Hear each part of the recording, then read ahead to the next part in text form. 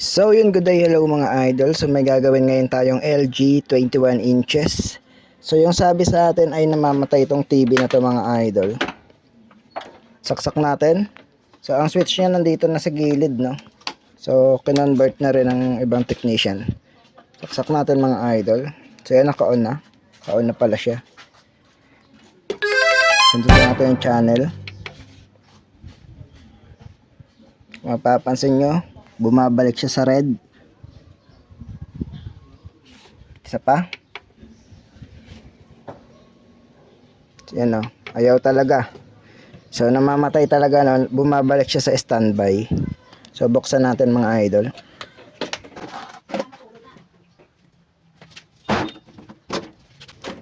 So gaya ng dati mga idol, sukatan muna natin yung kanyang B+, no? So medyo marami na rin tong conversion ng idol, napansin ko lang. So may mga resistor na rin siya dito. So yan mga idol, medyo marami-rami na siyang hinang.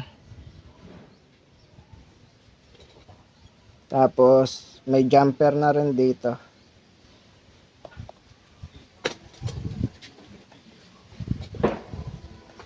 Tapos wala na yung walang piyesa dito. So jumper din to. So sukatan natin kanyang B+ mga idol. So ito, yung may diode. Kung ilan ba yung supply. May 160 volts na capacitor. So meron siyang 111. So check natin yung papuntang regulator kung may 9 volts, 10 volts. So kadalasan ganun, no. So itong diode na to. So 10 volts. Sukatan natin. Ayan, nakalagay pala 9 volts lang pala yung nakalagay. 9 volts yung nakalagay pero 10 volts. So okay lang yan mga idol.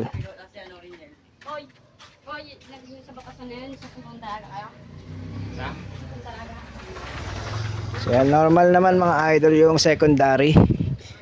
So sukatan naman natin yung memory, no. Bakit namamatay? Kung may 5 volts ba? Meron. SDA at SLC nya meron din. Yung 9 volts mga idol, sukatan naman natin. So 9 volts ito, 'di ba? Ito yung 4 pin na 9 volts regulator, yung 78R09. Apat ang paa niyan, nakasulat naman in, out, ground at saka switch. Yung switch kailangan may 5 volts para gumana tong out na 9 volts. So dito muna tayo sa switch. Kung may 5 volts ba. So walang 5 volts, no, ibig sabihin wala rin yung 9 volts kung lalagay natin siya sa output. So pindutin natin yung channel kung lalabas yung 5 volts. So yun, no, lumabas 4.7, 4.8 tapos namatay. Check natin yung 9 volts, no? Pindutin ulit natin yung channel. So yun, meron siyang 8.99 tapos namatay.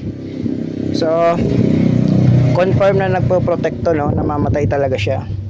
Sukatan natin mga idol yung kanyang vertical. So ito ang vertical niya, no? Kung may supply ba. So ito yung diode ng vertical. Papunta yan dito. So isa pang diode, tapos may resistor. O, Tita Bibot. Opo. So, pasensya na mga idol na. Ulitin natin. So ito yung supply ng vertical. Punta dito. Isa pang diode na dinaanan ito. Papunta sa flyback. So kailangan meron siyang 26 volts. So dito tayo para doon na tayo sa dulo agad, no. Kung meron. Pindutin natin yung channel. So wala siyang 26, no. So baka shorted itong vertical parts kaya nagpo-protect. Lagay natin sa buzzer. Yan, naririnig ba? Lagay lang natin to sa ground pala. Huwag na natin tanggalin.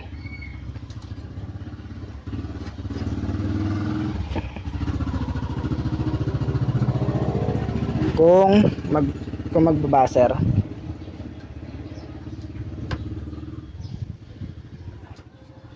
yan, kung magbabuzzer siya, lagay lang natin yan sa ground. Doon tayo magte-test point sa diode. So wala no, hindi tumunog yung tester. Ibig sabihin hindi shorted. So ibig sabihin mukhang supply back ng galing, kaya wala siyang 26 volts. Kasi kung dito sa vertical yan mga idol ay walang 26 yan, dapat shorted siya. So hindi naman siya shorted. So balik tayo sa flyback mga idol. Check natin yung 180 volts kung lumabas rin no. Baka hindi lumabas eh. Ito yung 180. So sundan nyo lang yan, lampas ng diode ito. Diyan tayo magte-test point kung meron ba. Lagay lang natin yan sa DC ulit. Then diode check. So wala rin siyang 180 mga idol no. Wala siyang 180. Check natin ulit nga yung B+. So meron naman 111. So tingnan natin kung nakarating siya ng flyback, bakit walang 180 yun. Ang B+ na to ay ito, pangatlo. Pang number 3. Ito yung collector, 180, yung number 3, B+. So walang B+ dito mga idol na nakarating. So madali na lang yan no? Kasi alam na natin na hindi nakarating yung B+ dito sa kanyang flyback. Sundan nyo na lang yung B+. Ito yung B+. May jumper papunta dito. So may isa pa dito. Meron pa rin. Papuntang HDT. Pero hindi yata dyan papunta yung B+. So may isang, ito yung papuntang HDT. So mayroon pang circuit dito sa ilalim. Fusible resistor, FR ang nakalagay. So yun, dito na putol mga idol sa fusible. 111 pagtawid, wala na. 07 na, 07, 0.7. Yan, nag-11 minsan kasi bumibitaw yung tester. Yan, pag nakadiin 0.0. Dito meron. Ang gagawin natin, bago natin palitan yung resistor na yan mga idol, ay check muna natin yung kanyang edge out. Kasi hindi yan masisira, hindi yan mau-open kapag walang shorted na parts. So dito tayo ngayon mag-buzzer test. Imbes dati dito tayo sa capacitor, dito na tayo sa may resistor. So buzzer test natin kung tutunog. Ayun oh, tumunog oh. Dapat hindi yan tutunog kasi positive yan oh. Ibig sabihin short siya sa ground kaya wala siyang B+. Yan o.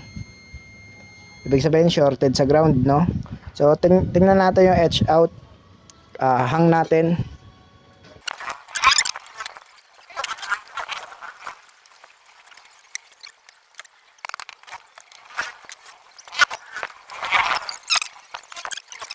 So yan na mga idol, nakapalit na tayo ng edge out tapos ng resistor open. So double check tayo baka may mga sunog para sure tayo sa hindi masayang yung ipinalit natin. So check natin ito mga idol para makita yung sira. Analog pa ang gagamitin natin para mas madali. Mas kita nyo agad. Dito muna tayo sa edge out.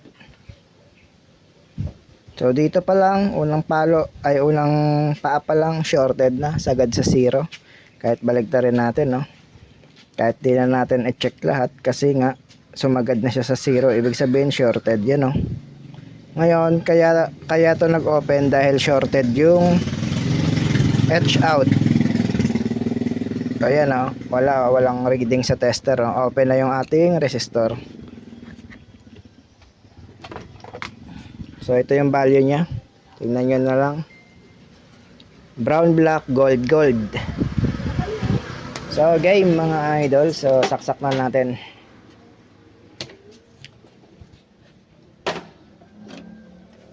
So yun, nag-power na siya. Check natin kung nag-oscillate na siya o kahit hindi pa pinipindot yung channel. Tingnan natin kung may heater. Yan o. So may heater na siya mga idol. Check natin kung may video na. Yun. So sa unang bukas niya mga idol, buo naman yung picture. Pero after 2 minutes, nagkaroon siya ng itim sa taas. Kaya pinatay natin yung TV at inon ulit. Buo ulit yung picture niya. Pero after 15 seconds naman, nagkaroon ulit siya ng itim sa taas. Mas bumilis. Kaya naisip ko baka may problema sa vertical supply. Kaya sinukatan natin. Mukhang i-adjust na rin natin vertical na to. May itim sa taas. So mga idol, kaya pala nasira yung etch out niya, no? So buti na lang sinukatan muna natin yung B+. Kasi napansin natin yung kanyang vertical mga idol ay may itim sa taas. Ngayon, sa unang bukas pag pinatay mo, tas unang bukas buo yung screen, buo yung picture, tas mga 2 minuto nagkakaroon na ng itim sa taas. Sinukatan ko yung vertical, nasa 33 volts na, no? So nagtataka ako kung bakit 33 volts. So ngayon, sinukatan ko yung B+, bakit mataas yung supply sa vertical. Sinukatan natin yung B+, mataas rin pala yung B+ niya mga idol, at buti napansin agad natin, hindi nasibak ulit yung etch out natin. So ngayon, saksak natin. Papakita ko sa inyo na mataas. Sa unang bukas, ang B+ natin, 112, yan, tumataas na siya, 113, 114, 115. Yung sinukatan ko kanina umabot ng 130 mga idol. Tapos yung vertical tumataas din, kaya nagkaroon ng itim yung itaas niya, no? So ito yung vertical. So 28, umabot yan ng 33 volts. So may itim na hindi ko lang mapapakita kasi baka masira pa yung ating piyesang nilagay. So ayun muna, ayusin natin yung pagtaas ng B+. So cut ko muna yung video mga idol dahil lobat na rin tayo. So papaliwanag ko na lang mamaya, charge ko muna yung cellphone. So bali mga idol, ibalik muna natin yung sira. Ito yung sira. So yan. Yan yung pinakasira niya, no? Kaya tumataas. Ibalik muna natin siya para malaman yung pinagkaiba. So yan ang mga idol, nakakabit na. Yan. Diyan yung pwesto niya sa board. Nakakonect sa B+. Ngayon, saksak natin, tapos sukatan natin kung ilan ba yung dating reading, no? So nakahang pala yung B+ natin, no? Yung resistor na kinabit natin. So yan, buti napansin agad natin, hindi nasibak yung etch out natin. Saksak natin kung ilang B+ niya.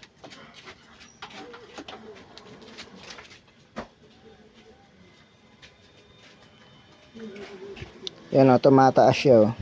11, 12, 13, 14, 15, 16, 17. So masyadong mataas na mga idol, no? Umaabot pa yan ng 130 mga idol. So baka kung hindi ko pa binunot yun, umabot pa siya ng 140. So bunutin na natin, wag na natin paabutin ng 130 pataas. So binunot ko ng mga idol, hindi ko na pinaabot ng 130. Pero kita nyo naman yung B+, no? Ang bilis tumaas. Ito yung problema niya, yung resistor na to. So tanggalin natin mga idol, palitan natin 100K. Open na yan mga idol. So itong resistor na to ang dahilan kaya yung etch out na ginagawa natin ay shorted. So kaya kung mapapansin nyo yung pag troubleshoot natin ay shorted yung etch out, no? Buti na lang lumabas yung sakit niya sa vertical na nagkakaroon ng itim yung itaas habang tumatagal. Doon ko napansin na yung supply ng vertical tumataas habang tumatagal. So napaisip ako bakit tumataas. So ang dahilan pala ay tumataas rin yung kanyang B+. Pag tumataas kasi ang B+ mo, mataas din yung output ng secondary ng flyback, no? So kaya mataas din yung vertical supply. So ngayon palitan natin 100 ohms mga idol.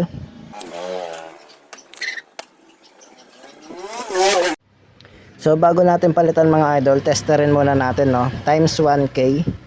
Kung yan, no, open na siya, oh. Wala na siyang reading. So palitan natin 100K.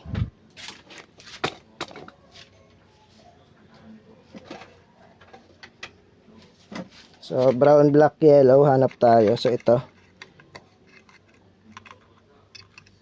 100K mga idol. Brown, black, yellow.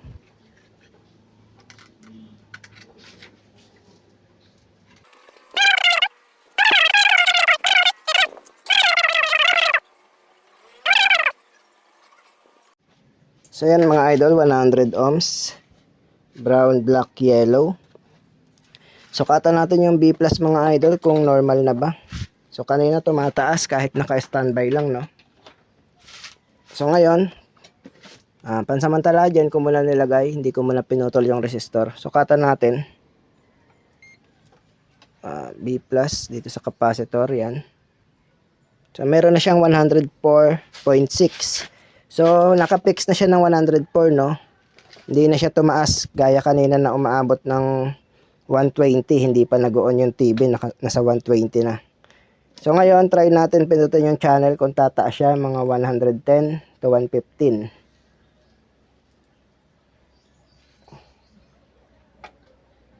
So yan, 113, 114. So yun, okay na yan mga idol, no? So nag-protect lang kasi hindi pa nakakabit yung B plus natin. Nakahang pa yung resistor dito eh. So normal na yung B plus mga idol, hindi na tumataas. So ayos na tong TV na to. So hindi ko na papakita yung pagsara mga idol. So yan na siya mga idol, oh. Yan. Nakakabit na siya. So try natin siya ngayon. So kung tataas pa yung B plus, malalaman natin tumataas yung B plus kapag lumiliit yung picture, no. Nagkakaitim yung picture sa taas. Ganun pala siya, no. Kapag tumataas ng 33 volts, nagkakaroon ng itim yung taas ng picture sa vertical.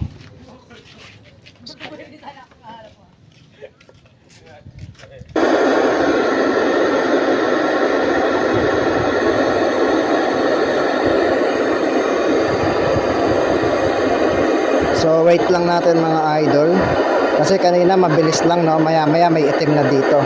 Unti-unting lumiliit yung picture kanina. Habang tumataas yung supply, lumiliit yung picture. So ngayon, normal picture na siya, hindi na siya lumiliit, oh. So kanina kasi maliit, no. May itim talaga dito, hanggang dito. Yung itim niya kanina hanggang dito. Ayun pala, mabilis tumaas yung B plus niya. Buti napansin agad natin, hindi na sibak yung edge out na kinabit natin. So okay na to mga idol, at napatunayan ko naman na sira na yung resistor. Open talaga yung resistor doon. Kaya mahalaga talaga mga idol mag voltage check before and after na i-repair ang TV, no. Isipin nyo kung hindi natin napansin na sira na pala yung resistor dito. Ayan. Kung hindi natin napansin sira yan, so malamang mga 5 minutes sibak na naman yung edge out, no. So akala mo ayos na yung TV, tapos pagdating sa customer, sa bahay ng customer, babalik at babalik sa inyo yan mga idol. Back job yan sigurado. So sa ganitong paraan, may iwasan natin yung back job, no. Kailangan natin mag voltage check before and after i-repair. So hanggang dito na lang mga idol. Kung bago ka lang sa akin channel, huwag kalimutan mag-like, share, and subscribe. At pindutin na rin ang notification bell para lagi kang updated sa aking mga new videos.